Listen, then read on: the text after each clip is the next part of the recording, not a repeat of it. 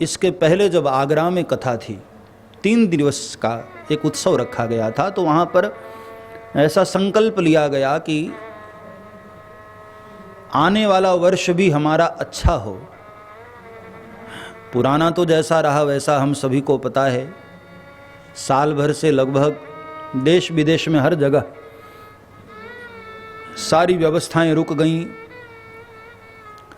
लोगों की भागदौड़ की जो जिंदगी थी उसमें अचानक ब्रेक लगा, विराम लगा। ऐसा लगा कि पूरा जीवन ही एक लॉकडाउन के चपेट में आ गया और एक बहुत भय का माहौल पूरी दुनिया में व्याप्त हो गया। ये कोरोना का एक ऐसा कहर आया कि पूरा संसार भय में डूब गया, एक भय के माहौल में। तो आने वाला वर्ष हमारा ऐसा भयभीत न हो, अच्छा हो। परिवार के हर सदस्य, जिन जिन लोगों ने अपने बड़े बुजुर्गों को खो दिया इस वायरस के चपेट के कारण, उनको भगवान अपने चरणों में स्थान दें, अपने धाम में उनका निवास दें और हमारे परिवार का हर सदस्य सुरक्षित रहे आने वाले वर्ष में। इसलिए श्री हनुमान जी महाराज की उपासना से इस वर्ष को हम आरंभ करेंगे, पुराने वर्ष को विराम करेंगे। आज 2020 का अंतिम दिन है, इसलिए जानबूझकर ये डेट रखी गई कि पुराने वर्ष में हनुमान जी महाराज को वंदन करते हुए, नव वर्ष में प्रणाम करते हुए आने वाले भविष्य को हम सुरक्षित करें और हर तरह से आने वाले भविष्य को हम योग्य बनाएं। हमारे जीवन में शांति भी हो, भक्ति भी हो और कुछ करने का सामर्थ्य, शक्ति भी हो। देखो, जब मुसीबत आए, जब विपत्ति काल हो, तब केवल और केवल भगवद आश्रय करना चाहिए। हम सभी को पता है, महाभारत की कथा में जब द्रौपदी माता का वस्त्रहरण करने का आदेश किया गया, चीरहरण का जो प्रसंग है, दुर्योधन ने आदेश कर दिया दुशासन को कि वस्त्र खींच लिया जाए। तो माता द्रौपदी जब तक अन्याश्रय करती रही, किसी दूसरे पर भरोसा करती रही, तब तक भगवान कृष्ण नहीं आए। कई लोगों के मन में प्रश्न होता है कि इतना लेट क्यों आए प्रभु? द्रौपदी को तो कृष्णा कहते थे ना, गोविंद अपना नाम दिया था। तो जब बचाना ही था तो जिस वक्त दुशासन ने वस्त्र पकड़ा था उसी समय बचा लिया होता, इतना लेट क्यों किए? उसके पीछे कारण है।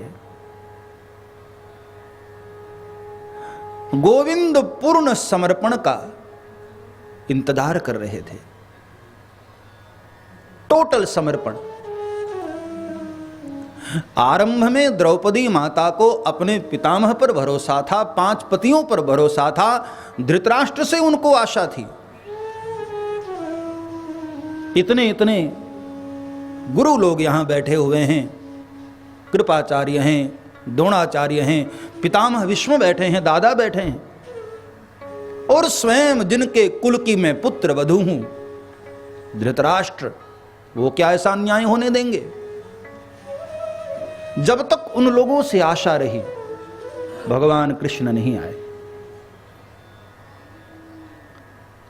और आखिर पितामह भीष्म ने सिर झुका लिया, सिंहासन के सेवा में बंधे हुए हैं, सिर झुका लिया। पुकारती रही गोविंद को, लेकिन उम्मीद इन लोगों से थी। बाद में 5 पतियों पर भरोसा, सिंह जैसे बलवान मेरे 5 पति यहां बैठे हुए हैं, दुशासन की क्या मजाल। लेकिन वो 5 भी हार चुके हैं। युधिष्ठिर, भीम, अर्जुन जैसे महान योद्धा भी सिर झुका लिए और दुशासन ने वस्त्र पकड़ा, खींचा है वस्त्र, और जब सर से साड़ी कंधे पर आई तब भी द्रौपदी ने ये सोचा कि चलो ये सब नहीं उम्मीद लगा सकते हैं, इन सब से उम्मीद नहीं लगाई जा सकती है, तो मैं क्षत्रियाणी हूं, अपनी रक्षा में स्वयं कर सकती हूं। अपने हाथों से अपने आबरू को बचाना चाहा, तब भी गोविंद नहीं आए। और कहते हैं जब कंधे से भी साड़ी नीचे आ गई तब द्रौपदी को लगा कि अब तो हमारी लाज चली जाएगी, और द्रौपदी मां ने दोनों हाथ उठाकर गोविंद को पुकारा, गोविंद रक्षमाम, और गोविंद तत्क्षण प्रकट हो गए, एक क्षण भी विलंब न किए। कहने का भाव,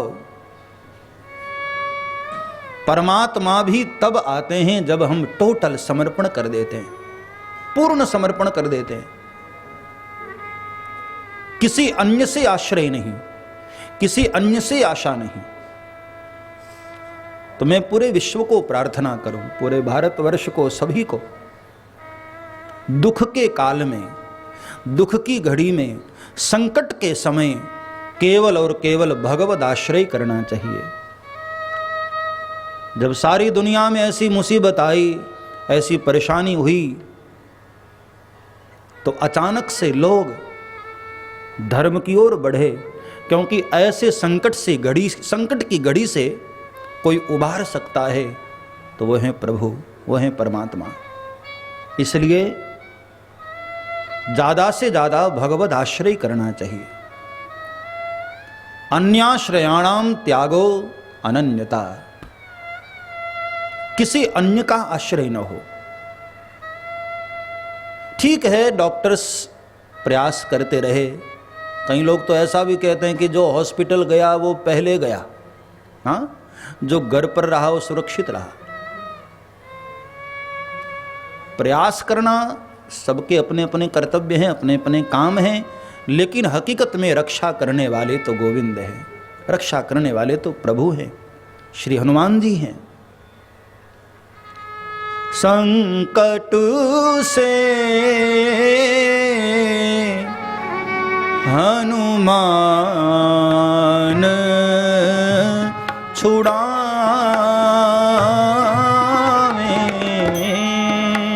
संकट से हनुमान छुड़ावे। हनुमान चालीसा में बाबा तुलसी ने स्पष्ट कह दिया, किसी भी संकट से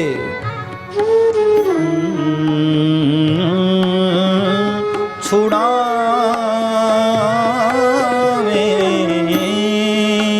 संकट से हनुमान छुड़ावे।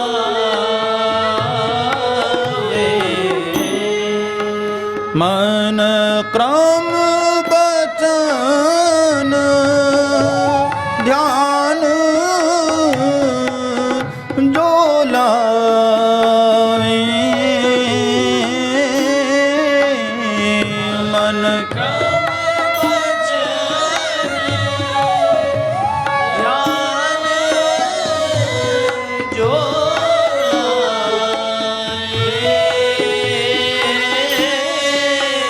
मन क्रम बचन ध्यान जो लावे, मन क्रम बचन ध्यान जो लावे, संकट से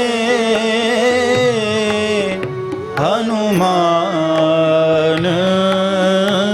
छुड़ावे,